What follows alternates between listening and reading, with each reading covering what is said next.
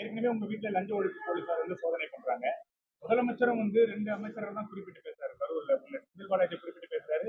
இன்னொன்னு உங்களை குறிப்பிட்டு பேசுறாரு. சிங்கப்பூரிலிருந்து தமிழகம் திரும்பிய திமுக முன்னாள் அமைச்சர் ஏவாவேலு செய்தியாளர்களை சந்தித்து பேசியுள்ளார். தேதிக்கு மேலும் நோட்டீஸ் அனுப்புகிறேன் என்று கூறிவிட்டு 5 தினங்களிலே வர சொல்லுகிறீர்கள். 9/7/2002 மீண்டும் என் இல்லத்தில் நோட்டீஸ் அனுப்பப்பட்டிருக்கிறது. மேலும் 12/7/2020க்குள் மருத்துவ சோதனை முடிந்துவிடும்.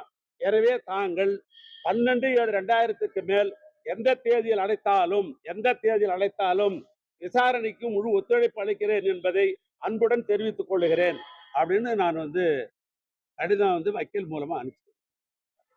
எங்க ஓடுறாங்க, எங்க ஒளியறாங்க, எங்க பதுங்குறாங்க?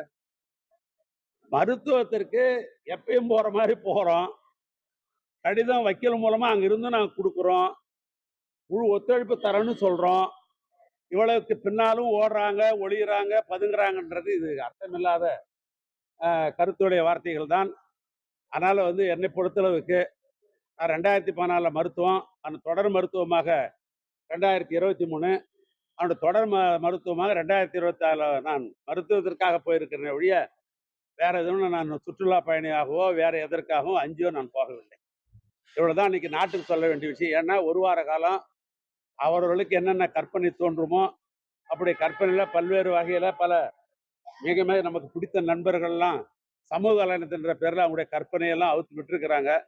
அத்தனை நண்பர்களுக்கும் நான் உங்களை எல்லாம் சந்திப்பதன் மூலமாக ஒரு முழுமையான விளக்கத்தை தந்திருக்கிறேன். இது போதுமான என்று நான் கருதுகின்றேன்.